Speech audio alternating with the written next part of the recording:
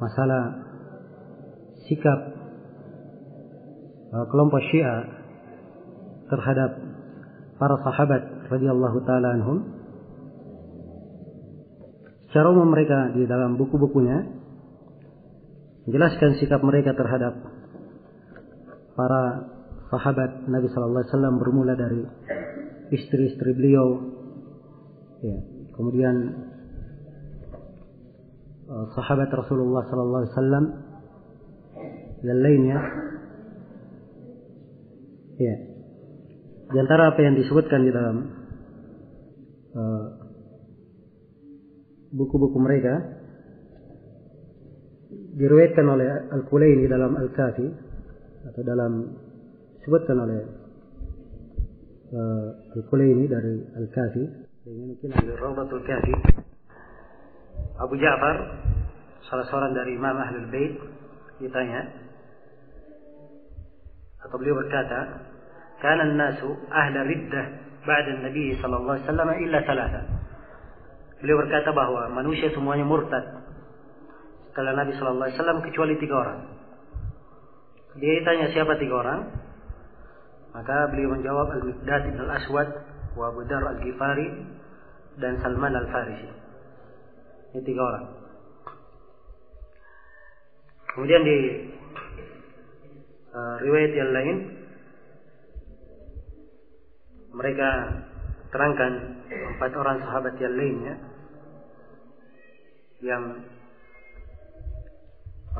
tidak dimurtadkan, sehingga semuanya ada 7 orang yang tidak murtad. Ya, selain daripada itu mereka semuanya murtad di kalangan orang-orang Syiah. Yang 4 sahabat yang lainnya adalah Ammar, Abu Sasan Al-Ansari, Hudzaifah dan Abu Amrah.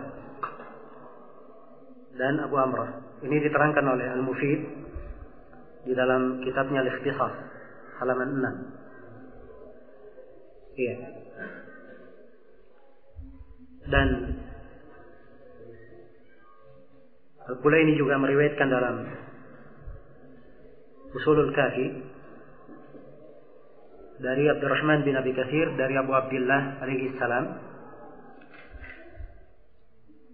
Beliau menafsirkan firman Allah, "Innal ladzina irtaddu ala adbarihim min ba'di ma tabayyana lahumul huda." Sungguhnya orang-orang yang murtad di belakang mereka setelah nampak bagi mereka petunjuk. Siapa yang murtad ini? Mereka terangkan dia adalah fulan dan fulan. Mereka murtad dari agama. Ya, ini disebutkan dalam riwayat Al-Kafi begitu. Tapi di syarahnya As-Safi, Syarah Al-Kafi, disyarah bahwa fulan dan fulan dan fulan, 3 fulan ini Abu Bakar, Umar dan Utsman. Begitu di syarahnya. Ya, mereka murtad dari keimanan karena meninggalkan wilayah, meninggalkan Imam Ali bin Abi Thalib radhiyallahu taala. Nah, dan salah seorang ahli hadits mereka yang bernama Muhammad Bakir Al-Majlisi, ini sudah berlalu ya, dia punya Biharul Anwar.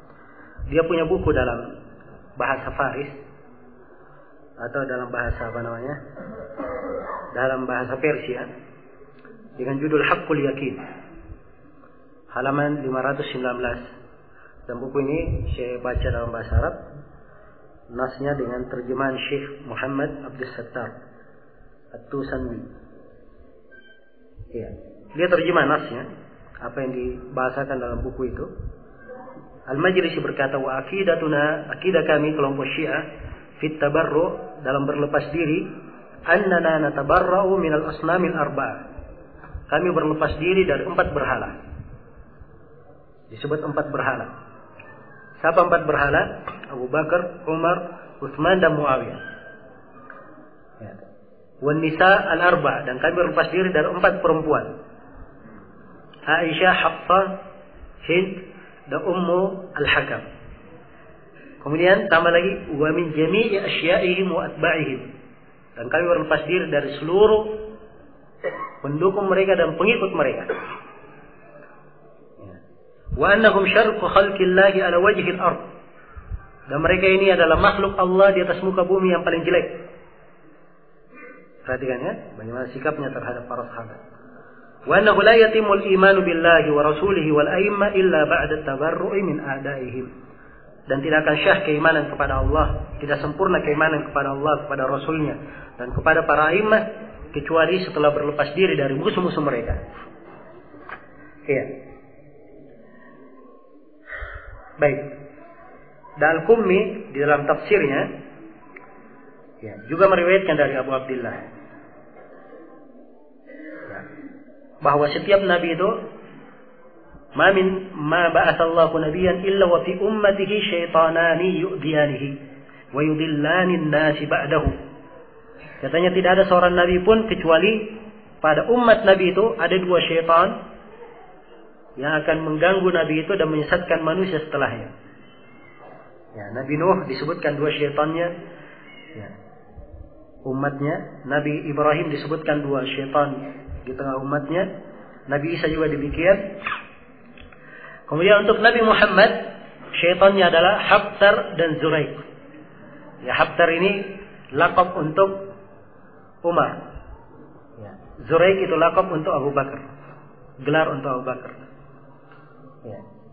Mereka memakai bahasa-bahasa demikian. Sebab Zuraik itu artinya orang yang kecil, kecil matanya, ya, bola matanya atau warna yang ada di matanya, makanya disebut Zuraik. Kalau Habtar itu artinya serigala. Ya. Jadi Abu Bakar dan Umar dibahasakan dengan ini. Nah, baik, kalau kita ingin duduk membaca ya buku-buku kalimat-kalimat dari mereka ini makan waktu ya. Iya. Itu sebagian sikap mereka terhadap para sahabat Rasulullah sallallahu alaihi wasallam. Kira-kira seorang muslim bagaimana menyikapi ini? Hah? Para sahabat tidak ada yang selamat. Murid-murid Rasulullah semuanya murtad. Iya. Yang benar cuma imam 12-nya mereka. Dan ini memurtadkan para sahabat itu adalah kekafiran yang nyata di dalam agama. Jelas ya? Sebab memurtadkan para sahabat itu artinya ingin menghancurkan Islam dari bawah, dari dasarnya. Sebab para sahabat menyampaikan agama. Para sahabat yang menyampaikan agama Rasulullah sallallahu alaihi wasallam. Kalau mereka dianggap kafir, ya sudah, tidak lagi yang tertinggal dari agama ini. Nah, ya, dan sini penulis juga menyinggung tentang Abu Hurairah radhiyallahu taala. Ini termasuk hal-hal yang sangat disayangkan. Ya. Sebab dari kebiasaan orang-orang Syiah, mereka mengkritik para sahabat. Dan di antara yang banyak dikritik adalah Abu Hurairah. Sebab Abu Hurairah radhiyallahu taala anhu, beliau meriwayatkan banyak hadis dari Rasulullah sallallahu alaihi wasallam. Dan banyak hadis-hadis itu bertentangan dengan hawa nafsu kelompok Syiah. Karena itu mereka mencerca Abu Hurairah. Ya. Dengan berbagai alasan. Ya. Ya, alasan-alasannya adalah alasan yang tidak ilmiah. Asalnya para sahabat semuanya adalah adil. Ini adalah asal. Sebab Allah Subhanahu wa taala memuji mereka secara umum di dalam Al-Qur'an. Radhiyallahu anhum wa radu an. Allah ridha kepada mereka dan mereka ridha kepada Allah. السابقون الأولون من المهاجرين والأنصار والذين اتبعوهم بإحسان رضي الله عنهم ورضوا عنه وأعد لهم جنات تجري تحتها الأنهار خالدين فيها أبدا ذلك الفوز العظيم. Orang-orang yang terdahulu lagi pertama dari kalangan kaum muhajirin dan al-ansar dan orang-orang yang mengikuti mereka dengan baik. Ya. Mengikuti mereka dengan baik ini hanya disyaratkan pada pengikut mereka. Adapun muhajirin dan al-ansar semuanya baik. Karena itu tidak dikatakan yang baik dari mereka, tidak diperinci. Semuanya adalah baik, adil. Jelas? Kalaupun terjadi kekeliruan dari para sahabat, namanya manusia wajar jatuh dalam kesalahan. Tetapi kekeliruan mereka itu sudah lebur di dalam lautan kebaikan mereka. Iya. Sudah lebur di dalam lautan kebaikan mereka. Perhatikan kisah Hatib bin Abi Tha'labah. Ketika beliau berbuat kekeliruan, membocorkan rahasia kaum muslimin kepada orang-orang kafir di Mekah. Ya, dan ini dari bentuk loyalitas. Ya, dia bentuk dosa besar. Umar berkata, "Ya Rasulullah, izinkan saya memenggal leher munafikin." Umar minta izin untuk memenggal lehernya karena kesalahannya. Ya, maka Nabi berkata, "Tidakkah kamu tahu bahwa dia dari orang yang hadir di perang Badar? Sedangkan Allah telah berfirman kepada mereka, "I'malu ma syi'tum faqad ghafartu lakum." Kerjakanlah apa yang kalian lakukan, saya telah mengampuni kalian. Ya. Ini dari keutamaan para sahabat radhiyallahu taala anhum ajma'in. Maka tidak boleh ada mencela sahabat Rasulullah sallallahu alaihi wasallam. Dan Nabi bersabda, "La tasubbu ashabi." Jangan kalian mencela para sahabatku. "Law anna li ahadikum mithla Uhudin dhahaban fa anfaqahu fi sabilillah fa anfaqahu ma qabila Allah minhu." Ya. Nah, andai kata salah seorang dari kalian memiliki seperti satu gunung Uhud, kemudian dia infakkan, ya, ma balagha mudda ahadihim wala nasifa, maka dia tidak akan mencapai satu mud dari keimanan para sahabat, tidak pula seperduanya. Satu mud 2 telapak tangan orang biasa, tidak pula seperduanya. Ya. Mereka sekedar berjumpa dengan Nabi itu sudah keutamaan, sebab siapa yang berjumpa dengan Nabi itu manusia pilihan.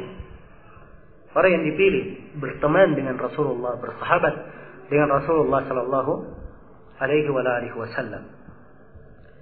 Iya. Maka celaan kaum Syiah ini terhadap terhadap para sahabat ini tidak boleh diterima. Dan ini adalah hal yang bertentangan dengan dasar agama kita. Bertentangan dengan dasar agama kita. Ya. Dan disebutkan bagaimana doa mereka terhadap, ya, khususnya, ya, sangkaan mereka terhadap Abu Bakar, Umar radhiyallahu taala anhum, juga kepada Utsman radhiyallahu taala. Ya. Hal-hal yang sangat mengerikan. Bagaimana kebencian mereka kepada para sahabat Rasulullah sallallahu alaihi wasallam. Baik. Kemudian di bab yang ke-6, ini di masalah para sahabat kita sudah selesai. Di bab yang ke-5 masalah imamah. Kemudian di masalah yang ke-6, ya, sikap bab 6 Syiah Itsna Asyariyah dan Al-Quran. Ya. Sini beliau nukil di awal pembahasan di halaman 133 ucapan almarhum Profesor Dr. Hasbi As-Siddiq, guru besar pada IAIN Sunan Kalijaga Yogyakarta, dalam karya almarhum, bahwa kaum Syiah menganggap bahwa dalam Mushaf Utsman, Al-Quran yang beredar sekarang, ada kekurangan 2 surah. Pertama, mereka namai Al-Khumus, yang kedua mereka namai Al-Hafdu. Iya. Baik, ini dikomentari, ya, dibawakan ucapan Profesor Dr. Hasbi As-Siddiq ini, kemudian dikomentari, ingin dikritik. Ya. Dan isi pembahasannya di sini, apa yang disebutkan dalam bab ini, saya nggak bisa membaca seluruhnya, adalah pembelaan terhadap makna apa Syiah itu merubah kandungan dari Al-Quran. Ya. Jadi kalau maksudnya merubah isinya, itu tidak mungkin, sebab orang-orang Syiah sendiri mengingkarinya. Ya. Dia bawakan ucapan toba-tobai, dan dia bawakan ucapan yang lainnya. Orang-orang belakangan, yang seperti saya katakan sebelumnya, orang-orang Syiah belakangan itu, ya, memang melakukan taqiyah, tidak menampakkan. Ya. Jadi kalau kita buka kepada buku-buku Syiah sebelumnya, jelas sekali mereka itu merubah Al-Quran. Saya akan bacakan dari buku-buku Syiah, ya, dan imam-imam mereka yang menetapkannya. Ya. Dan ini bukan hal yang diragukan, bukan ukilan dari sebagian orang Syiah. Sebagian orang yang lainnya berbeda pendapat, tidak. Ini adalah hal yang ada pada agama mereka. Tapi perlu saya berikan garis bawah di sini bahwa Profesor Dr. Habib As-Siddiq itu secara umum lebih bagus daripada penulis di sini. Ya. Dari sisi akidah, dari sisi pemahaman, dari sisi keilmuan, keagamaan lebih bagus. Ya. Kalau ada yang memperbandingkan antara terjemahan Al-Quran yang dicetak dengan koreksi Profesor Dr. Habib As-Siddiq dan beberapa ahli lainnya dibandingkan dengan terjemahan Al-Quran yang dikoreksi oleh Quraisy Shihab, itu tidak bisa dibandingkan. Ya, di terjemahan Quraisy Shihab terlalu banyak penyimpangan-penyimpangan penerjemahan terkait dengan masalah akidah. Sebab dia di madhab Asy'ariyah di dalam menerjemahkannya. Ya, berbeda dengan Hasbi As-Siddiq rahimahullah, beliau punya pemahaman yang bagus terhadap tafsir as-salaf, ya, terhadap apa yang datang dari para ulama tafsir, ya. Dan tentunya ini adalah hal yang sangat membedakan. Ya, baik. Di antara alasan Quraisy Shihab di sini dia sebutkan dalam buku ini di halaman 134, di antara alasan penulis ya bahwa di dalam Al-Qur'an itu sendiri kadang disebutkan dalam hadis ada sebagian ayat ditetapkan di ayat tapi tidak tertulis. Seperti ayat tentang rajam. Asy-syaikhu wasy-syaikhatu idza zanaya farjumuhum albatta. Ya. Seorang laki-laki dan perempuan tua yang berzina, maka rajamlah keduanya. Ya, rajamlah keduanya.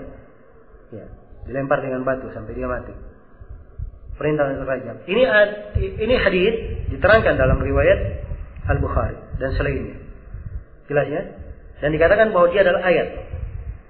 Tidak tertulis dalam mushaf. Ya, dimaklumi memang ada sebagian. Ya, dia dimasukkan dalam kategori ayat tapi terhapus hukumnya.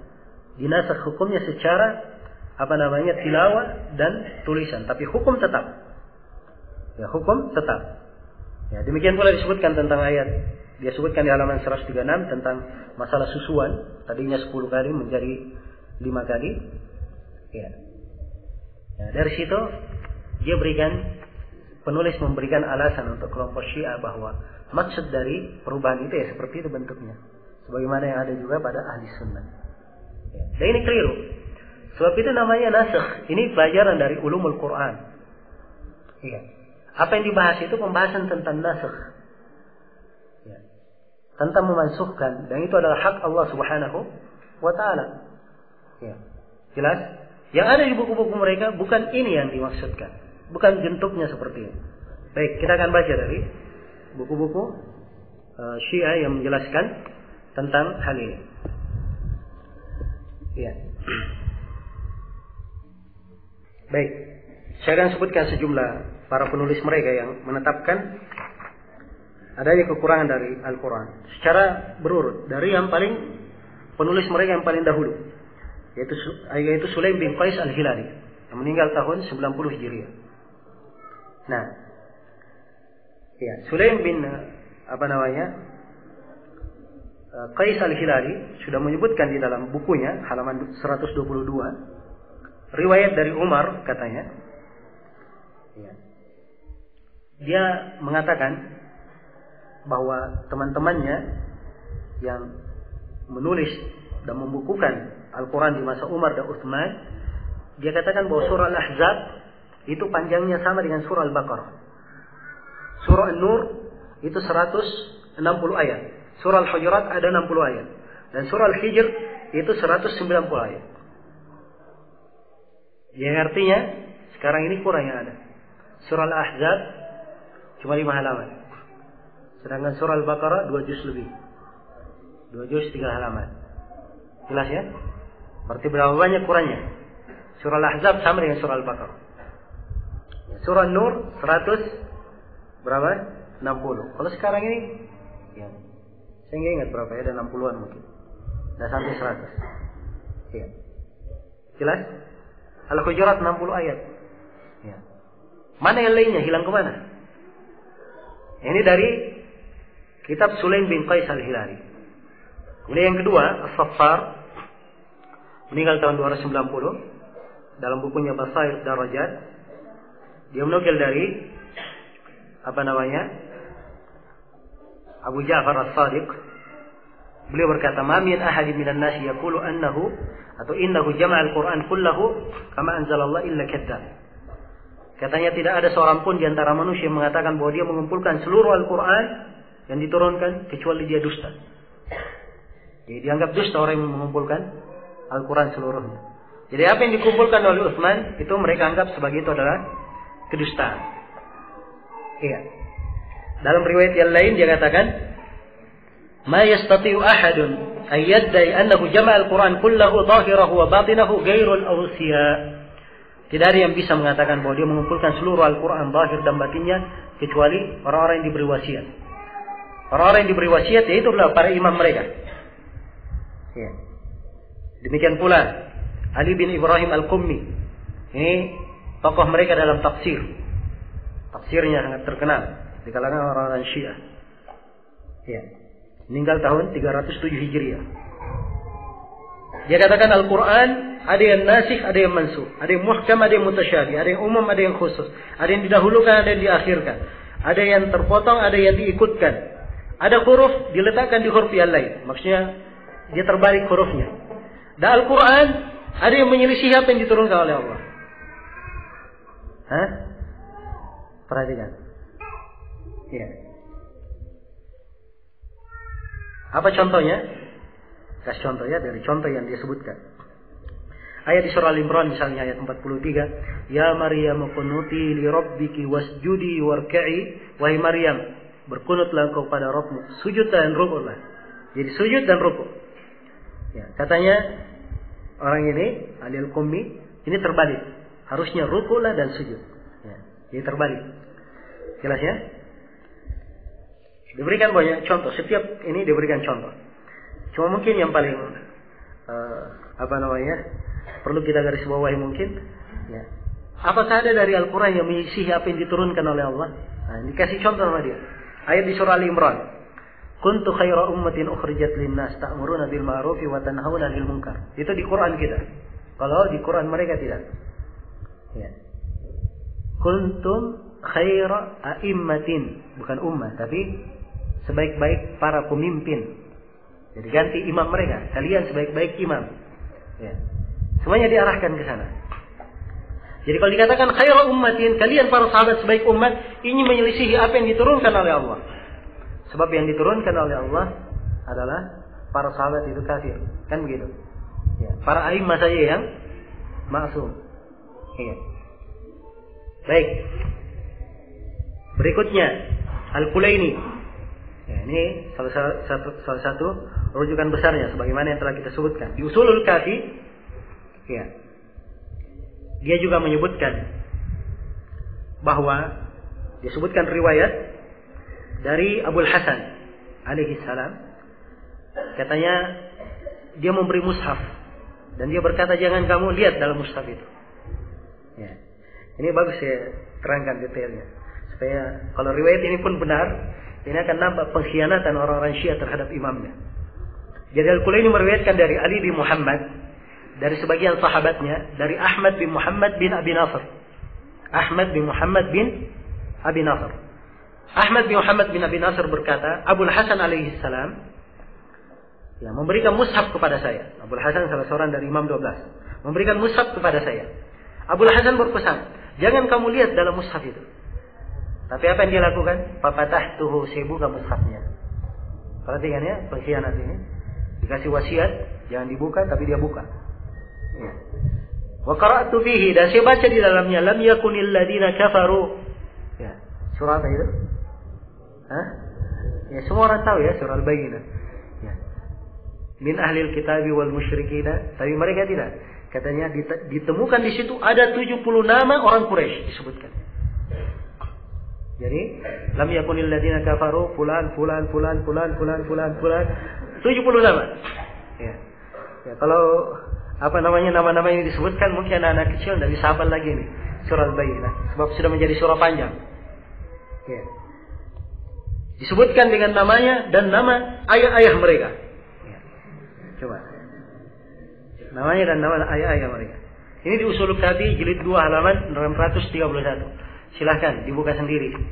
Ya. Baik. banyak lagi ya riwayat di Usulul Kafi. Nah, dan di Usulul Kafi juga disebutkan bahwa ayat Al-Quran itu ada 17.000 ayat. Sekarang di mushaf kita ada berapa ayat? Dan tertulis 6,236. Kan begitu? Ya, berarti berapa yang hilang? Ya 17.000, berarti kurang berapa? Ya, 2/3, hampir 2/3. Jelas ya? Hampir 2/3.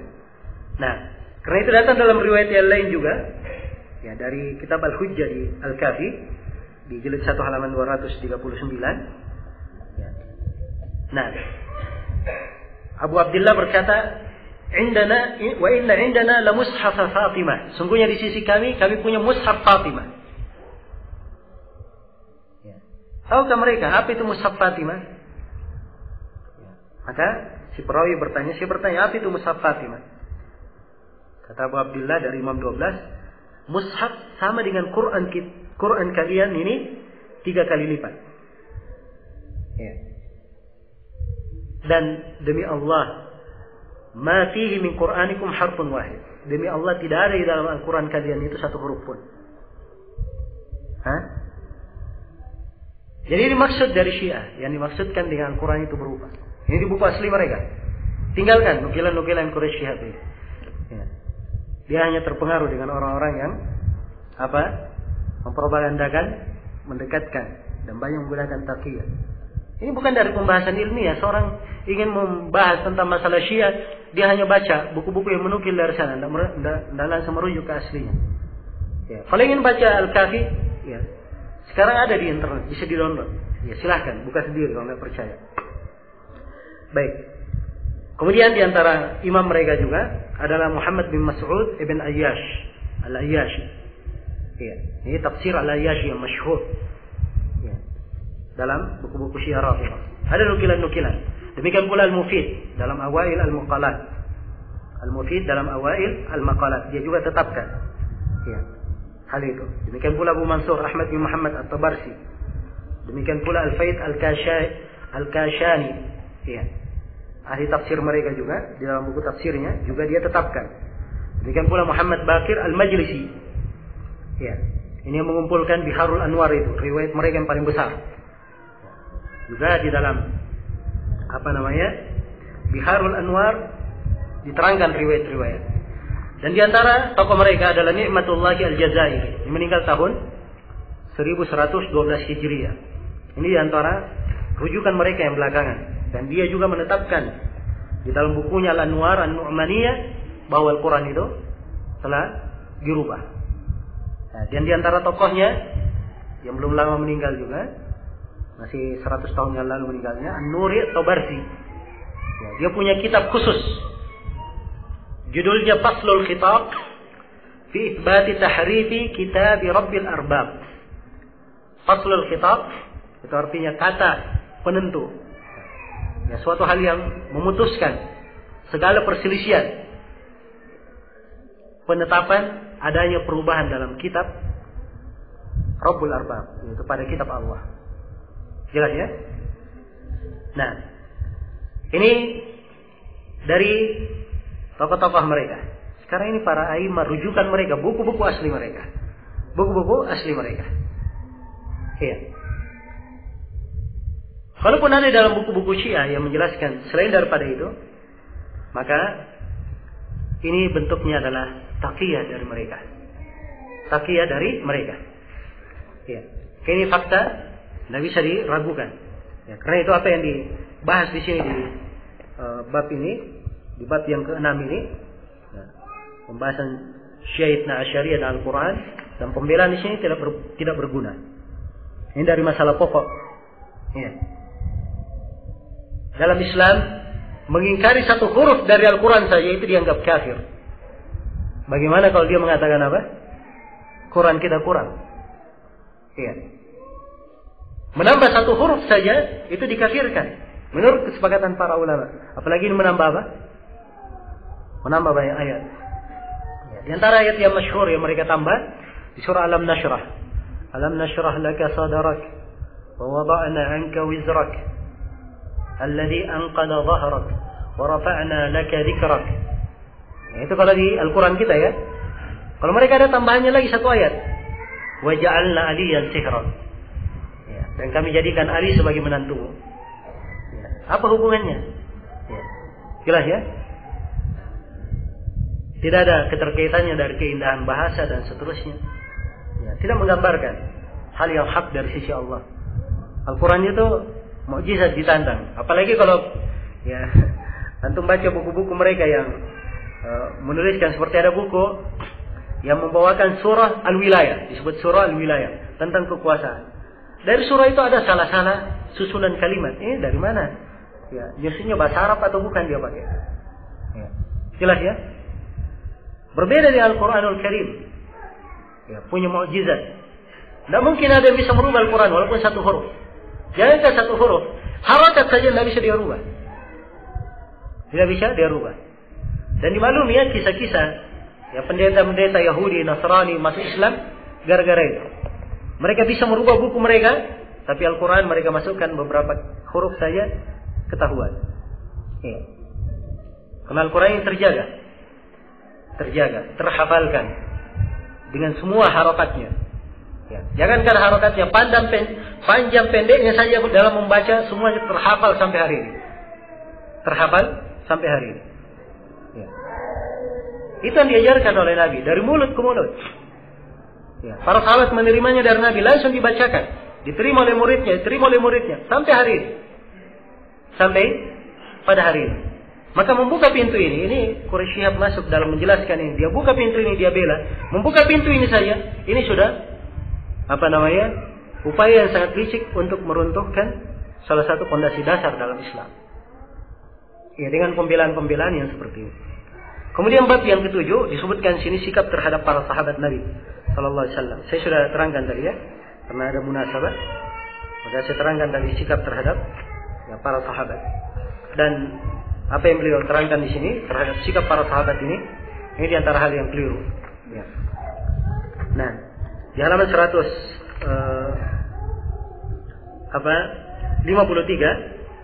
di catatan kaki nomor 149 katanya diriwayatkan bahwa Al-Hasan Al-Basri, salah seorang ulama yang sangat dikagumi karena ilmu dan ketakwaannya, mengecam dengan sangat keras sahabat Nabi Amr bin Al-As dan Al-Mughirah bin Syu'bah dan menilai sebagai telah merusak umat Islam. Ya, perhatikan ya. Bagaimana dia bawa nukilan yang seperti ini.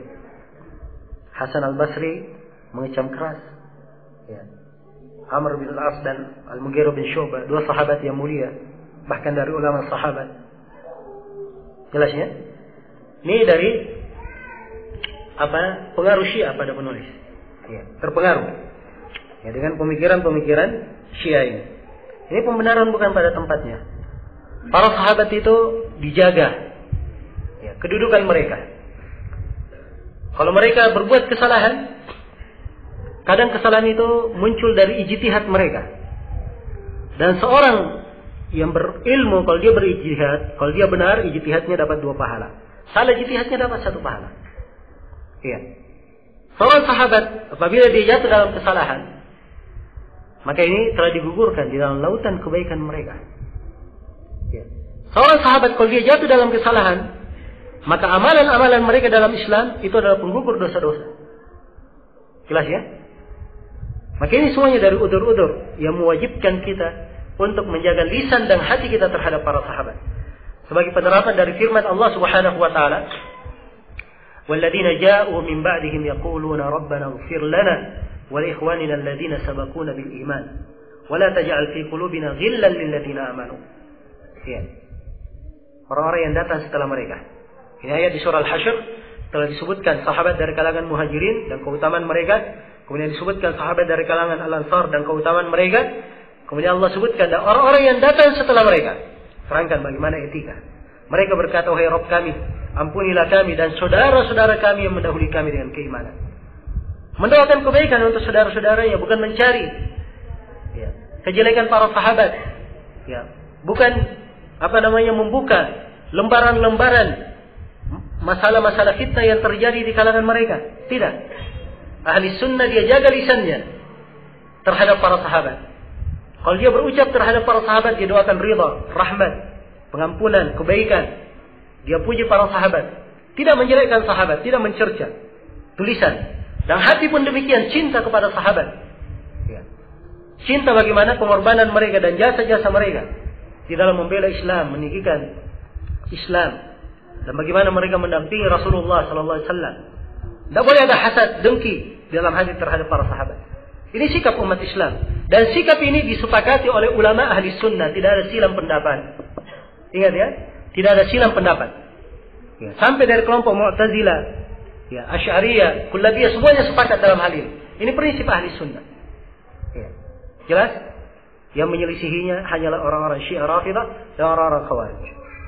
Mereka lah yang mencela para sahabat Rasulullah sallallahu alaihi wasallam. Iya. Baik. Kemudian di bab yang ke-8, ya, di sini diterangkan mengapa ada makian dan ketidaksenangan. Ya.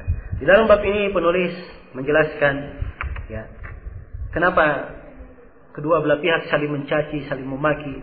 Ya. Nah, ada sebagian hal, ada sisi benarnya. Ya. Tapi fakta-fakta yang dia sampaikan atau data-data yang dia masukkan di sini itu bukan fakta yang bisa diterima, bukan hal yang diterima. Bahkan dia dianggap sebagai fakta. Ya. Mungkin lebih cocok dianggap sebagai gosip. Ya. So keterangan-keterangan tidak tahu dari mana sumbernya. Kalaupun ada sumbernya sudah dimiringkan. Ya. Sudah dimiringkan. Sini diterangkan tentang bagaimana diungkap tentang kisah Ali bin Abi Thalib radhiyallahu taala anhu. Ya. Baik. Ya, tradisi celaan di masa khulafa Bani Umayyah dan Abbasiyah dan katanya mencela Ali bin Abi Thalib. Ini pertama siapa yang mencela? Ya. Khilafah Bani Umayyah itu Utsman bin Affan dari Bani Umayyah. Muawiyah radhiyallahu taala anhu dari Bani Umayyah. Ya. Kalau dua orang sahabat ini sama sekali tidak ada yang mencela Ali bin Abi Thalib. Dan tidak ada yang mencela Ahlul Bait. Mereka adalah orang-orang yang cinta kepada Ahlul Bait. Ya. Cinta kepada Ahlul Bait. Muawiyah walaupun beliau berselisih dengan Ali bin Abi Thalib, tidak ada terjadi peperangan di Siffin sebagaimana yang dimaklumi. Ya. Tapi Muawiyah radhiyallahu taala anhu bukan orang yang menyalahkan khilafah Ali bin Abi Thalib. Ya. Ketika Utsman bin Affan meninggal, Muawiyah radhiyallahu taala anhu diberikan amanah memimpin Syam. Begitu Utsman meninggal, maka Muawiyah meminta hak darah Utsman bin Affan. Orang-orang yang membunuh Utsman, Muawiyah meminta supaya melakukan qisas terhadap mereka. Ya. Sebab mereka satu keturunan dari Bani Umayyah. Dan Allah telah berfirman di dalam Al-Qur'an. Ya. Wa man qutila mazluman faqad ja'alna liwalihi sultana. Dan siapa yang dibunuh dalam keadaan terzalimi, maka kami telah jadikan untuk walinya ada kekuatan. Ya, maka ini yang dipahami oleh Muawiyah, beliau punya kekuatan dalam hal ini. Maka beliau meminta kepada Ali bin Abi Thalib agar supaya orang-orang yang membunuh Utsman itu diserahkan kepada Muawiyah, dan Muawiyah akan membaiat Ali setelah itu. Ya. Tapi Ali bin Abi Thalib radhiyallahu taala anhu menginginkan dia membaiat sebelum itu. Jelas ya? Ini perbedaan dalam masalah ijtihad. Dalam masalah ijtihad. Ya. Adapun penghormatan, ya, Muawiyah radhiyallahu taala anhu terhadap Ali itu adalah hal yang ma'ruf, dikenal dalam sejarah. Bahkan apa yang disebut oleh orang-orang Syiah yang mereka sering jadikan sebagai acara, ya, pada setiap tanggal 10 Muharram, ya, di Karbala. Mereka mengatakan bahwa yang membunuh Al-Husain, ya, radhiyallahu taala anhu itu adalah Yazid bin Muawiyah. Ya, dan ini keliru. Iya. Keliru kalau dikatakan Yazid bin Muawiyah yang membunuhnya. Sebab di dalam sejarah, ya, kata Syekhul Islam Ibnu Taimiyah, Inna Yazid ibn Muawiyah lam ya'mur biqatl al-Husain biittifaqi ahli an-naql. Ya, sesungguhnya Yazid bin Muawiyah sama sekali tidak pernah memerintah untuk membunuh Husain, Menurut kesepakatan para ulama yang menukil sejarah ini. Seluruh penukil sejarah tidak ada yang mengatakan bahwa Yazid memerintah. Yazid memerintah kepada Ibn Ziyad agar supaya menahan Muawiyah, menahan Al-Husain untuk memimpin Irak. Itu saja. Ya. Menahannya, bukan untuk membunuhnya. Jelas sampai sini? Jadi untuk menahan, karena memang Al-Husain radhiyallahu taala anhu, beliau punya ijtihad. Ya. Kenapa ada ijtihad ini? Beliau disurati, dikirimi, ya, dari orang-orang Irak bahwa di sana masih ada manusia yang belum membaiat. Ya, mereka siap untuk dipimpin oleh Al-Husain. Ya. Al-Husain ketika akan berangkat sudah disihati oleh sejumlah sahabat. Ya, bermula dari saudaranya sendiri Al-Hasan bin Ali, kemudian dari Ibnu Umar dan selainnya dari para sahabat. Cuman beliau punya ijtihad yang lain. Beliau berangkat. Ya. Beliau berangkat. Begitu berangkat digunakanlah oleh sebagian orang kemudian dibunuh. Tapi bukan Yazid ibn Muawiyah yang membunuhnya. Bahkan kalau ingin nukilan dari sejarah, ya, fakta dari sejarah, kita berikan hakikatnya. Siapa sebenarnya yang membunuh Al-Husain? Ya, yang membunuh Al-Husain diterangkan di dalam salah satu buku Syiah, judulnya A'yanus Syiah, jilid 1 halaman 34. Ya, berkata Muhsin Al-Amin, penulis buku, Baya Al-Husaina 20,000 min ahli Irak. 20,000 orang dari penduduk Irak membaiat Al-Husain. Gadaru bihi wa kharaju alaihi wa bai'atihi fi anaqihim wa qataluhu. Wa bai'atuhu fi anaqihim wa qataluhu. Ya. Kata Muhsin Al-Amin ini, salah seorang yang menulis tentang Syiah ini, dalam bukunya A'yanus Syiah. Jadi 20,000 orang dari penduduk Irak ini, mereka membaiat Husain. Setelah itu mereka sendiri yang berkhianat terhadapnya dan melakukan kudeta terhadap Husain. Ya, padahal mereka membaiat dan mereka yang membunuh Husain. Mereka yang membunuh Husain. Jadi orang Syiah sendiri yang membunuhnya. Ya. Jelas ya? Dan Al-Husain memanggil mereka sebelum beliau terbunuh. Ya. Sebelum beliau terbunuh. Dan ini disebutkan oleh At-Tarbarsi di dalam bukunya Al-Ihtijaj. Kita sudah sebutkan tadi ya. Al-Ihtijaj salah satu buku rujukan Syiah. Ya, di mana ya, beliau memanggil, bukankah kalian ya, telah menulis kepadaku, ya, bukankah kalian telah menulis kepadaku, ya, dan kalian sudah mempersiapkan, ya, buah-buahnya sudah disiapkan, kemudian kalian siap menjadi tentara yang diarahkan. Ya. Kemudian beliau berkata, tabban lakum ayuhal jamaah. Betapa celakanya kalian wahai jamaah. Ya. Ini Husain sendiri yang berkata kepada mereka. Nah, dan juga di dalam Al-Irsyad karya Al-Mufid, ya, Al-Hur bin Yazid, salah seorang pengikut Al-Husain, dia berdiri di Karbala. Kemudian dia berkata kepada orang-orang yang melakukan tradisi Karbala itu, ya, ad'utum hadzal abd as-salih. Ya, kalian panggil hamba yang salih ini, maksudnya Husain. Kalian panggil dia. Hatta idza ja'akum, ya, aslamtumuhu thumma adawtum alayhi litaqtuluhu fasara kal asiri fi aydikum. Ya. Kemudian setelah dia datang, ya, kalian menyerahkannya, kemudian kalian memusuhinya supaya kalian membunuhnya. Kemudian dia menjadi tawanan di tangan-tangan kalian. La saqakumullahu yawmal qiyamah. Semoga Allah tidak memberikan minum kepada kalian pada hari kiamat, hari kehausan. Iya. Jelas ya?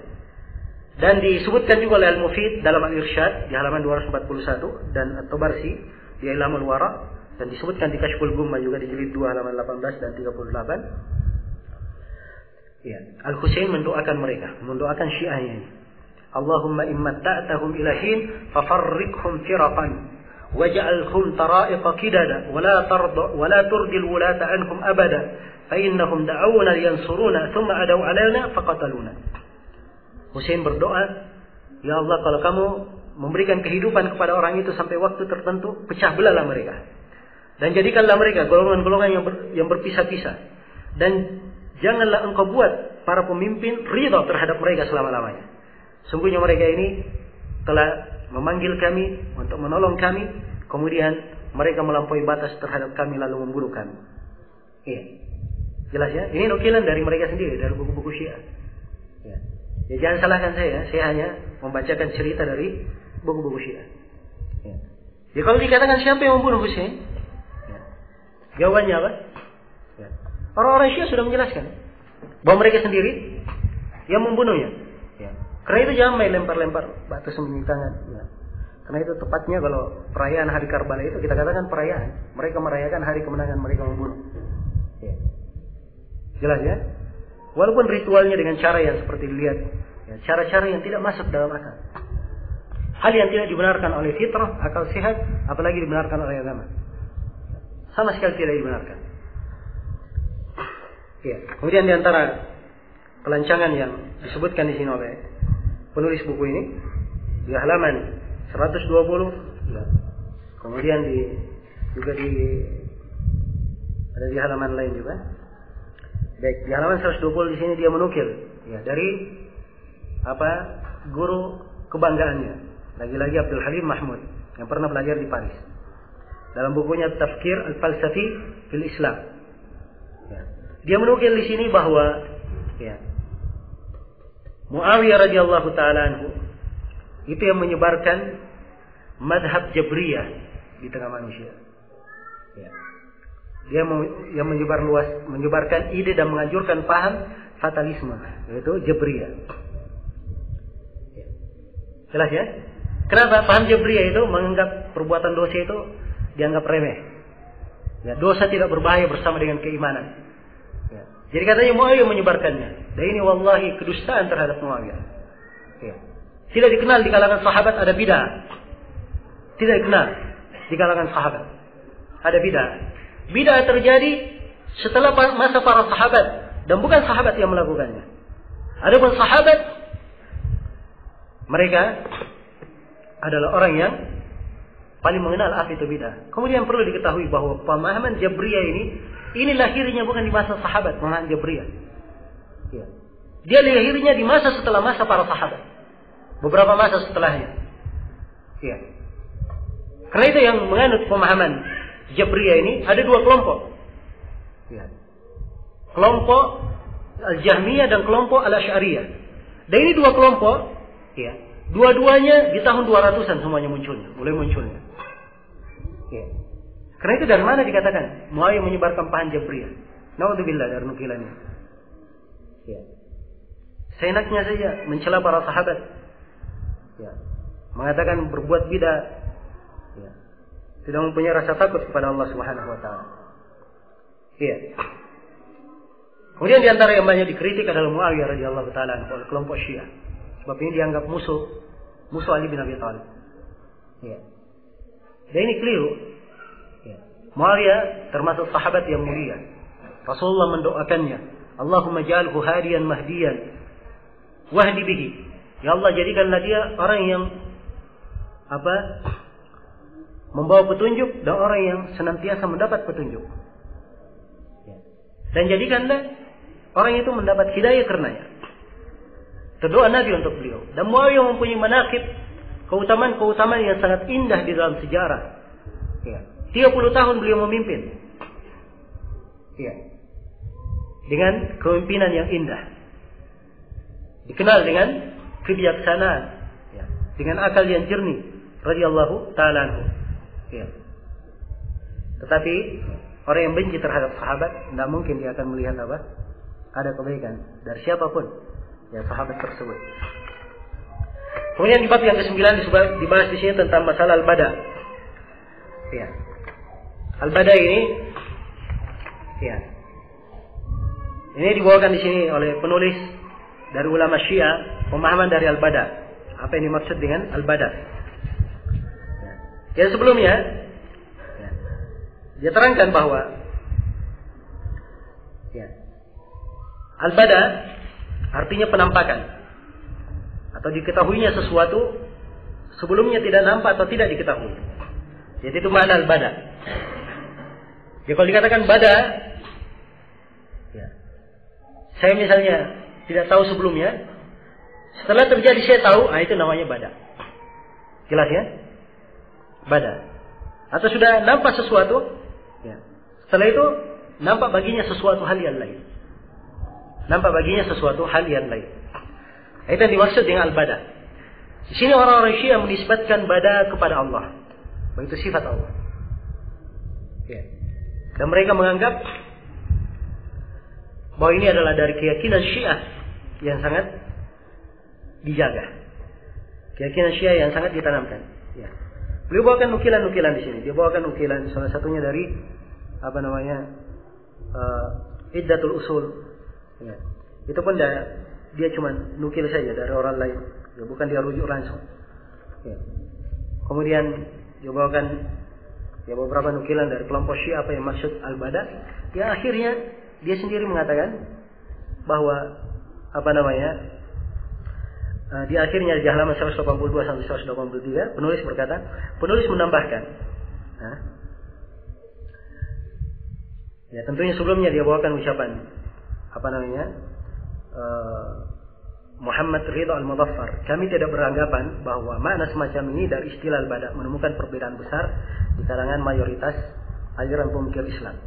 Kemudian penulis menambahkan, kalau kita berkata bahwa perbedaan pendapat antara Syiah Imamiyah dan Ahli Sunnah dalam soal ini hanya perbedaan redaksional.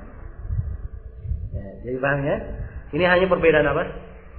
Redaksional saja. Ya, dibahasakan dengan al-bada, sana memahami A, sana memahami B. Tapi hakikatnya sama. Cuma redaksinya aja yang berbeda. Ya. Maka pemahaman itu tidak menjadi penganutnya keluar dari Islam. Paling tinggi kita berkata bahwa istilah al-bada tidak wajar digunakan untuk Allah Subhanahu wa taala. Coba. Perhatikan ini bahasa. Ya, seorang penuntut ilmu tidak menggunakan bahasa ini, apalagi seorang alim. Ya. Katanya paling tinggi kita berkata bahwa istilah bada tidak wajar digunakan untuk Allah. Kalimat tidak wajar. Ya. Sekarang saya tanya. Ada yang berkata, saya akan bacakan ya riwayat dari salah seorang imam 12. Anaknya ya hampir 2 kali meninggal. Tapi 2 kali Allah bada padanya. Tadinya sudah mau meninggal, kemudian nampak lagi bagi Allah dia belum meninggal sekarang. Nanti 2 waktu lagi meninggal. Ya. Ini akan datang ya riwayat kita baca. Bada yang seperti ini dikatakan apa? Wajar atau tidak wajar untuk Allah disifatkan? Ya. Ini sama persis dengan kelompok Jabriyah, kelompok Al-Qadariyah, yang mereka itu mengingkari ilmu Allah. Mengingkari ilmu Allah. Allah Maha mengetahui segala sesuatu yang terjadi, yang akan terjadi, ya. Yang sedang terjadi, ya. Semuanya diketahui. Jelas ya? Maka ini kalimatnya tidak boleh dikatakan tidak wajar. Ya. Harus dia pakai bahasa yang tegas di sini. Ya. Jangan dikatakan istilah bada tidak wajar digunakan untuk Allah, karena dia dapat menimbulkan kerancuan. Ini serupa dengan istilah nasakh yang dinamai oleh Abu Muslim takhsis bi azman. Tidak dipersalahkan oleh Syekh Abdul Aziz Al-Adil Az-Zarqani. Ya. Katanya paling hal tersebut menurutnya su'ul adab, dianggap sebagai menyimpan dari sopan santun saja. Ya. Ini kalimat terlalu ringan. Ini al-bada adalah akidah kekufuran. Ya, siapa yang meyakininya dia kafir, keluar dari Islam menurut kesepakatan ahli sunnah. Sebab dia mengingkari ilmu Allah Subhanahu wa taala. Dibahasakan Quran tidak wajar, ya. Hanya su'ul adab, ya, keluar dari sopan santun. Ya, di mana keagamaan orang yang seperti ini mengucapkan seperti ini? Ya. Baik. Sekarang saya akan bacakan dari buku-buku Syiah bagaimana keyakinan mereka terhadap al-bada ini. Ya, sifat al-bada bagi Allah Subhanahu wa taala. Nah. Baik. Sebelum saya terangkan lebih ini, di sini kata al-bada secara bahasa Arab itu punya 2 makna. Pertama, ad-dhuhur ba'dal khafat, nampak setelah tersembunyi. Dia nampak setelah apa? Tersembunyi. Nah. Ya. Seperti firman Allah, penggunaan secara bahasa, wa badalahum minallahi ma lam yakunu yahtasibun. Dan nampaklah bagi mereka dari sisi Allah apa yang sebelumnya mereka tidak sangka. Ya, jadi sebelumnya tersembunyi menjadi nampak. Yang kedua, ya, kalimat bada itu bermakna dia muncul pemikiran baru, ada pendapat baru. Ya, sudah berpendapat A, akhirnya badalahu dia rubah menjadi pendapat kedua. Baik, ini makna al-bada secara bahasa. Mana-mana yang dipakai oleh Syiah ini? Jawabannya 2 makna ini sekaligus mereka pakai. 2 makna ini sekaligus mereka pakai. Adapun ahli sunnah, mereka katakan ini mustahil terjadi pada Allah Subhanahu wa taala. Akidah bada, ya, dalam akidah Syiah, ya, mereka terangkan, ya, riwayat-riwayat. Nah, seperti datang dalam Usulul Kafi dari Zarar bin Ayyam, dari salah seorang dari imam Ahlul Bait, mereka berkata, "Ma ubidallahu bi syai'in mithlul bada." Tidak pernah Allah diibadahi dengan ibadah yang paling indah seperti al-bada. Ya. Sebuah riwayat dari Abu Abdillah, salah seorang imam 12, "Ma uddimallahu bi mithlil bada." Allah tidak pernah diagungkan seperti dengan bentuk bada ini. Ya. Jadi mengatakan bada pada Allah itu adalah pengagungan. Itu di antara bentuk pengagungan. Nah, ya, dan banyak sekali dalam buku-buku mereka, ya, penetapan al-bada ini. Ya, di antara penetapan al-bada, apa yang diriwayatkan oleh Al-Ayyashi dalam tafsirnya. Nah, ini di jilid 1 halaman 44. Boleh diperiksa di firman Allah Subhanahu wa taala di surah Al-Baqarah, "Wa wa'adana Musa 40 lailah." Allah menjanjikan pada Musa 40 malam. Ya, dimaklumi ya, 40 malam. Ya. Kata Abu Ja'far, "Kana fil ilmi wat taqdir 30 lailah." Tadinya dalam ilmu dan takdir cuma 30 malam. Tsumma bada lillahi, kemudian bada bagi Allah. Ada pendapat lain Allah. Ya, kemudian ditambahlah 10. Fatamma miqatu rabbih al-awwal wal akhir. Maka sempurnalah, ya, 30 tambah 10 berarti menjadi berapa? 40. Ya. Jelas ya? Ini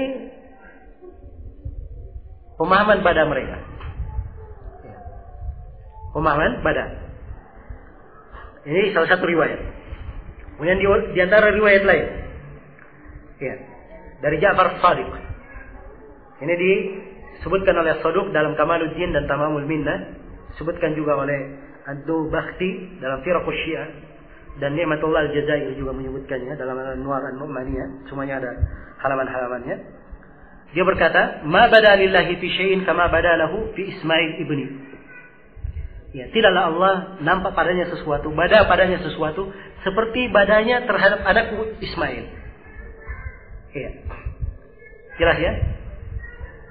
Nah, jadi maksudnya begini. Tadinya sudah ada nas dari Allah bahwa Ismail anaknya Ja'far menjadi imam. Setelah itu Ismail meninggal. Berarti sini harus ada bada kan? Allah berubah pikiran. Ya. Setelah ditetapkan jadi imam, berubah. Dia tidak imam lagi, harus meninggal. Jelas sampai sini? Ya, perhatikannya bagaimana lancangnya mereka. Ya. Menisbatkan sifat yang seperti ini kepada Allah Subhanahu wa taala, hal yang mustahil. Ya, dan ini kekufuran yang nyata ditetapkan dalam buku-buku Syiah. Ya. Ini bukan salah tabir, perbedaan redaksional. Ya. Ini adalah hal yang memang mereka yakini. Mereka yakini dalam buku-buku mereka. Baik, pembahasan berikutnya di bab yang ke-10 dikatakan pembahasan raja. Ya, diterangkan oleh penulis, raja dari sisi bahasa bermakna kembali. Sedang menurut kepercayaan Syiah, kembali hidup di pentas bumi ini sejumlah orang yang telah meninggal dunia. Ya. Itu orang Syiah, kalimat raja. Ya, kemudian dia bawakan ya, sama saja metodenya sebelumnya. Ya. Walaupun dia bawakan dari kelompok-kelompok Syiah, itu adalah hal-hal yang mungkin bisa dikompromikan. Sekarang saya akan bacakan bagaimana akidah rajanya orang Syiah dan buku-buku mereka. Ya. Nah, baik. Kalau dari apa yang diterangkan oleh para tokoh-tokoh Syiah, ya, seperti yang diterangkan oleh Al-Hur Al-Amili dalam Al-Iqab min Al-Hajja fi Isbatir Raja halaman 29, diterangkan oleh Al-Asai dalam Kitabur Raja, ya, dalam Ibrahim Al-Musawi, ya, dan selainnya, akan disimpulkan bahwa mana raja di kalangan orang Syiah itu ada 3 makna. Mana yang pertama, raja itu bermakna dikembalikannya sekelompok kaum untuk hidup kembali sebelum hari kiamat. Ya, sebelum hari kiamat ada sekelompok orang dibangkitkan nanti. Ya. Jelas ya? Kemudian raja ini yang kedua dalam buku-buku mereka, raja ini bagi siapa yang sampai ke derajat tinggi dalam keimanan. dan siapa yang sampai ke derajat yang paling tinggi dalam kerusakan. Jadi imamnya, imam 12 itu pasti bangkit sebab dia di atas puncak keimanan. Mereka akan membangkitkan Abu Bakar, Umar, orang-orang yang rusak dibangkitkan untuk disiksa. Jelas ya? Ya, itu nanti sebelum hari kiamat. Ya. Nah, ini bagus dia nih, temanya Syiah dimasukkan ke film 2012 ditambah biar sekalian rame saja. Ya. Baik. Kemudian yang ketiga dari makna yang mereka inginkan, ya. Ya. Orang-orang yang kembali ini dari orang-orang yang rusak, rujuk kembali hidup itu mereka dihidupkan untuk dibinasakan dengan siksaan. Jelas ya? Nah, adapun orang yang sebelumnya belum diadab, ya. Jadi orang yang dibangkitkan ini menurut mereka orang yang mati dan belum disiksa. Nah, itu bangkit lagi. Tapi kalau sebelumnya dia sudah disiksa, itu tidak dibangkitkan lagi. Nah, ini akidah ar-raja' mereka. Baik, akidah ar-raja' ini ya, diterangkan di dalam beberapa buku. Itu tadi definisinya.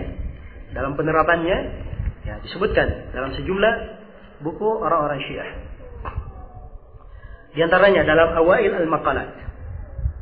Ya, Al-Mufid berkata, "Qad jaa al-Qur'anu bi sihhati dzalika wa tadaharat bihi al-akhbar wal imamiyatu bi ajma'iha alayhi illa ash-shudud atau illa ash-shadad minhum." Kata Al-Mufid, ya, salah seorang rujukan di buku yang merupakan sumber rujukan mereka. Telah datang di dalam Al-Quran tentang benarnya raja itu. Dan hadis-hadis menjelaskannya. Dan seluruh kelompok Syiah Imamiyah sepakat tentang hal ini kecuali siapa yang syad. Jadi siapa yang mengingkari ini orang-orang yang apa? Orang-orang yang dianggap menyempal saja dari ajaran Imamiyah. Baik, ada dalam Al-Quran apa ayatnya? Menurut mereka ayatnya adalah ayat di surah Al-Baqarah itu. Alam tara ila alladziina kharaju min diyarihim wa hum ulufun hadarul maut faqala lahumullahu mutu tsumma ahyahum. Tidakkah kalian melihat kepada orang yang keluar dari negeri-negeri mereka? Ya, jumlahnya ribuan. Mereka takut mati. Maka Allah berfirman kepada mereka, matilah kalian. Kemudian Allah menghidupkan mereka. Ya. Jadi mereka inginkan di sini, ini dimatikan kemudian dihidupkan. Ini perhatikannya tafsir batiniah yang mereka pakai. Pada ayat ini ya, tentang sekelompok kaum Bani Israel, ya Allah hidupkan, Allah matikan kemudian dihidupkan kembali. Dihidupkan kembali supaya itu menjadi pelajaran bagi mereka. Dan ini sudah terjadi. Ya, mereka mengatakan ini untuk akidah raja mereka. Ini untuk akidah raja mereka. Ya, di antara raja yang mereka sebutkan, ya di dalam buku-buku mereka menyebutkan bahwa para nabi akan dikembalikan. Dan Majlisi meriwayatkan bahwa Nabi pernah tawaf di Ka'bah, ternyata Nabi Adam alaihissalam ada berada dekat Rukun Yamani. Ya. Dan Nabi Nuh alaihissalam ya berada di Hajar Aswad. Jelas ya? Berarti kembali para nabi. Jadi Nabi seraja. Kemudian Safar meriwayatkan dari para imam. Nah, Safar meriwayatkan ya, dalam bukunya, dimaklumi ya buku As-Saffar, Basair Ad-Darajat. Dan ini riwayatnya juga ada dalam Biharul Anwar. Ya, di jilid 27. Baik. As-Saffar berkata saya masuk, atau dari Sama' dia berkata saya masuk kepada Abu Abdillah. Ya. Nah, saya masuk kepada Abu Abdillah.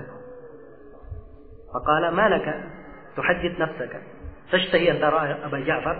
Apakah kamu ingin melihat Abu Ja'far? Abu Ja'far imam dari Imam 12 sudah meninggal. Ya. Saya berkata iya, saya ingin melihatnya. Maka dia masuk Ka'bah, ternyata Abu Ja'far ada berdiri di situ. Dia bisa kembali. Ya. Dia bisa kembali. Nah, juga di riwayat yang lain, ya disebutkan, ya dari Abu Abdillah dia keluar bersama ayahku, ya. Alaihissalam kepada sebagian harta-hartanya, dia kunjungi siapa begitu, maka begitu dia masuk, ya. Nah, dia disambut oleh seorang syekh, ya. Sambut, ya, oleh seorang syekh. Belakangan ditanya siapa syekh itu, dikatakan itu adalah kakek kamu Al-Husain, kakek kamu Al-Husain. Artinya bisa bangkit lagi. Ya. Nah, kemudian As-Saffar meriwayatkan dalam Al-Basair Ad-Darajat. Ya. Bahwa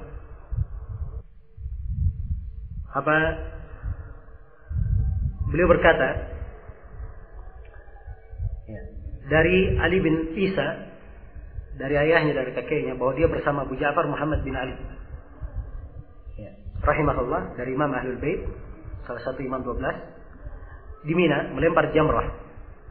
Maka Abu Ja'far ketika melempar jamrah, setelah sempurna dan masih ada sisanya 5 batu, sudah sempurna dilempar tapi masih ada sisa 5 batu, dilempar 2 ke sebelah kiri, 3 di sebelah, di satu bagian dilempar 2, bagian lain 3. Maka kakekku bertanya kepadanya, kakeknya Ali bin Isa, ya, kenapa kamu lakukan itu? Nah, maka dia berkata, setiap musim ya, akan dikeluarkan 2 fasik yang marah, 2 fasik yang merampas harta. Ya. Lalu mereka dipisahkan antara keduanya. Kamu nggak tahu, kamu tidak bisa lihat. Maka itu tadi lemparan untuk melempar siapa? 2 fasik itu. Kira-kira siapa 2 fasik ini? Ya, sudah diketahui ya. Yang musuhnya orang-orang Syiah siapa? Nah, itu tentang Abu Bakar dan Umar. Mereka anggap akan dikeluarkan seperti itu, akan dilempar. Sudah dikeluarkan setiap musim haji. Coba bayangkan. Dibangkitkan setiap musim haji dan dilempar. Ya. Jadi banyak sekali orang-orang Syiah melempar. Ya, demikian pula Muawiyah. Ya. Ini semuanya ada di dalam buku-buku mereka. Banyak sekali ya riwayat-riwayat. Kayak mereka waktu sekarang. Jadi berkaitan tentang masalah raja ini adalah keyakinan kufriyah, kekufuran. Ya. Keyakinan kekufuran. Kemudian di bab yang ke-11, Syiah dan Taqiyah. Ya. Ini juga termasuk hal yang dibahasakan di sini. Ya, pembelaan terhadap orang-orang Syiah. Ya. Dan akidah Taqiyah itu ya adalah akidah yang ma'ruf di kalangan orang-orang Syiah. Mereka anggap sebagai ibadah. Boleh berdusta. Ya. Boleh berdusta. Nah, dan di antara hujjah yang paling kuat yang diterangkan oleh sebagian para ulama ya, tentang keabsahan akidah Taqiyah ini. Ya. Ketika mereka didebat oleh sebagian dari para ulama ahli sunnah tentang masalah Taqiyah, ya, maka dikatakan madhab Ja'fariyah itu apa? Madhabnya Ja'far as-Shadiq itu apa? Madhab mereka. Dikatakan madhabnya begini. Bukankah dia punya pendapat di dalam masalah najis yang jatuh di sumur? Ada 3 pendapat dia di situ. Yang mana yang kamu kuatkan? Ya, bagi orang yang sampai ijtihad, kata orang Syiah itu, ya, dia bisa menguatkan salah satunya. Baik, dia kuatkan salah satunya, 2 pendapat yang lainnya dianggap apa? Oh, itu Taqiyah. 2 yang lainnya dianggap apa? Taqiyah. Ya. Kalau begitu, kalau ada ijtihad yang lain dikuatkan salah satu dari 2 pendapat yang lain dia kuatkan, berarti yang lainnya Taqiyah. Kalau begitu semuanya agamanya adalah Taqiyah. Tidak ada yang dia tahu. So mereka meriwayatkan dari buku-bukunya. Ya, kadang 3 orang datang bertanya, jawabannya berbeda-beda. Ya. Ketika ditanya, oh itu Taqiyah dari kami, supaya mereka tidak tahu. Dan ini untuk menjaga kelangsungan kalian. Ya. Jelas ya? Dan ini ada di dalam buku-buku dan sumber-sumber riwayat mereka. Ya. Jadi kalau Taqiyah seperti ini keadaannya, berarti asalnya agama Syiah tidak ada yang bisa dipercaya. Sebab semuanya, mungkin saja imamnya yang membawakannya dengan bentuk apa? Ya, Taqiyah. Kan begitu? Ya. Nah, ini dikembalikan kepada mereka sendiri. Jadi secara umum akidah Taqiyah ini adalah hal yang benar. Saya tidak bisa membaca sekarang Korean bagaimana bentuk-bentuk Taqiyah mereka dari buku-buku mereka.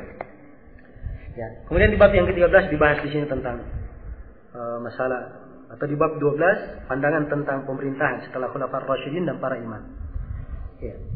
Sini dibawakan buku-buku dari buku-buku Syiah belakangan bahwa ya kepemimpinan para imam itu diakui oleh orang-orang Syiah, Abu Bakar, Umar dan seterusnya. Ya. Itu diakui. Ya. Jelas ya? Dan ini termasuk kedustaan. Sebab dari prinsip utama orang-orang Syiah tidak ada keimaman yang benar selain daripada keimaman mereka. Karena itu hukum jihad tidak ada bagi mereka hukum jihad kecuali dipimpin apa? Imam atau yang mewakilinya. Bagi orang-orang Syiah saja. Kemudian segala hukum itu semuanya harus dibawa kepada imamah yang syah menurut mereka. Jadi imamah tidak ada yang syah berarti tidak ada yang benar. Ya, di bab yang ke-13 dibawakan soal masalah furu', ya, permasalahan-masalahan cabang dalam agama. Dan ini kita tidak akan bahas di pertemuan ini, sebab hal-hal yang kekeliruan orang-orang Syiah dan keanehan mereka dalam bab wudu, bab salat, bab ini dan selainnya itu banyak sekali. Bida-bida yang mereka lakukan. Dan ini bukan tempat untuk kita membahas. Ya, kita hanya membahas masalah-masalah aqidiyah yang sifatnya mengkafirkan. Ya, pelakunya siapa yang menyelisihinya. Ya, dan di bab yang ke-14 dibawakan kesimpulan di sini oleh penulis. Sunni Syiah, bisakah sunnah dengan Syiah bergandeng tangan? Nah, ini kesimpulannya di bab apa yang ke-14 ini. Nah, jadi secara umum kalau kita melihat, ya, dengan menurut pandangnya apa yang disampaikan oleh penulis di sini, ya, kalau kita melihat apa yang telah lalu, ya, apa yang telah lalu, ya, pertama syarat-syarat untuk melakukan pendekatan ini tidak dimiliki oleh penulis. Ya. Dia tidak mengambil, ya, perbandingan antara dua kelompok, tidak diambil dari sumber rujukan aslinya masing-masing. Ya. Kemudian yang kedua, ya, kesimpulan-kesimpulan yang dia kemukakan itu kebanyakannya adalah kesimpulan yang disampaikan oleh orang-orang Syiah. Ya. Jelas? Maka ini tidak mendukung, ya, untuk mengadakan pendekatan. Apalagi sudah berlalu bersama kita. Ya, bagaimana akidah mereka yang sangat banyak terkait dengan masalah imamah, terkait dengan masalah para sahabat, terkait dengan masalah Al-Quran, Al-Bada, Ar-Raja, ya. Kemudian, ya, masalah-masalah yang lainnya. Dan ini tidak bisa dipertemukan antara Sunnah dan Syiah. Ya. Kemudian perlu saya tegaskan juga bahwa sosok Abdullah bin Sabah itu punya banyak pengaruh dalam pemikiran yang telah lalu. Dan ini ada di depan saya ini dua buku, ya, dengan judul Badlul Majhud fi Itsbat Musyabahati Rafidhah lil Yahud. Ya. Diadakan studi perbandingan antara agama Yahudi dan agama Syiah Rafidhah. Dari sumbernya bukunya masing-masing. Ya. Orang Yahudi dari kitab Tauratnya dengan berbagai bentuknya. Ya. Orang-orang Syiah diambil dari buku-buku aslinya. Jelas ya? Dari buku asli mereka. Dan Masya Allah penulis, ya, memberikan kesimpulan-kesimpulan khusus dalam masalah akidah saja. Ya. Ada beliau terangkan di sini 23 persamaan antara Yahudi dan Syiah Rafidhah. Ya. Di antara bentuk persamaan, ya, dalam masalah wasiat. Orang Yahudi menyangka bahwa yang mendapat wasiat setelah Nabi Musa adalah Yusha bin Nun. Tenang, dia saja yang mendapat wasiat. Ya. Orang Syiah Rafidhah wasiatnya diberikan kepada siapa? Ali bin Abi Thalib. Satu. Kemudian yang kedua, siapa yang menjabat, ya, memegang wilayah setelah Rasulullah itu disebut wasi di kalangan orang Syiah Rafidhah. Demikian pula orang-orang Yahudi, ya, mereka menamakan seperti itu.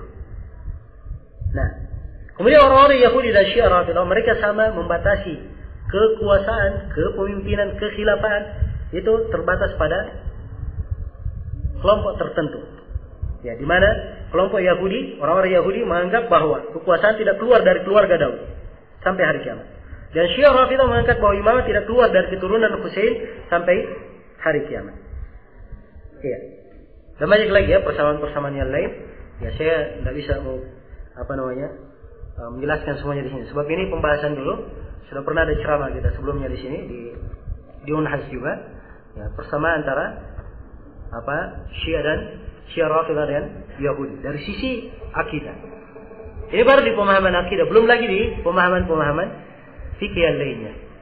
Nah, maka hal-hal yang seperti ini tidak memungkinkan untuk bersatu. Ya. Kalau ingin mendekatkan dengan pendekatan yang ilmiah, ya, kita berikan caranya. Dan ini sudah terjadi dalam sejarah, tapi apakah mereka berubah? Ya. Jawabannya tidak berubah. Sebelum muktamar yang diterangkan oleh penulis ada muktamar sebelumnya. Disebut dengan nama Muktamar An-Najaf. Ya. Sebab dia terjadi di wilayah Najaf, salah satu kota di Iran sana. Ya. Muktamar ini terjadi pada tanggal 25 Syawal tahun 1157 Hijriah. Ya, sudah berapa ratus tahun? Sudah hampir 300 tahun coba muktamar ini. Nah, ini muktamar dipimpin oleh seorang alim dari negeri Irak yang bernama Abdullah As-Suwaidi rahimahullah. Muktamar ini dihadiri oleh ahli ijtihad dari kalangan Syiah di Iran, di Najaf, dan ulama ahli sunnah wal jamaah di Urdulan, Afgan, ya, apa yang di belakang sungai maksudnya di Irak dan seterusnya, di Khorasan dan seterusnya, ya, semuanya hadir. Dan yang mengadakan muktamar ini adalah Raja Nadir Shah, ya, Raja Iran waktu itu. Jelas ya, Raja Iran yang orang-orang Iran membaiatnya sebagai raja pada tahun 1147 Hijriah. Ya. Jadi dasarnya ketika diadakan muktamar ini, raja yang menginginkan, ya, karena dianggap bahwa di dalam kekuasaannya ternyata ada dua kelompok antara Turkmenistan dan Afgan. Mereka ini semuanya berkata kepada orang-orang Iran, kalian ini kafir. Ada saling mengkafirkan. Maka dia menghendaki mereka dipertemukan. Ya, dan ini muktamar yang paling besar yang pernah terjadi. Ya, muktamar yang paling besar yang pernah terjadi.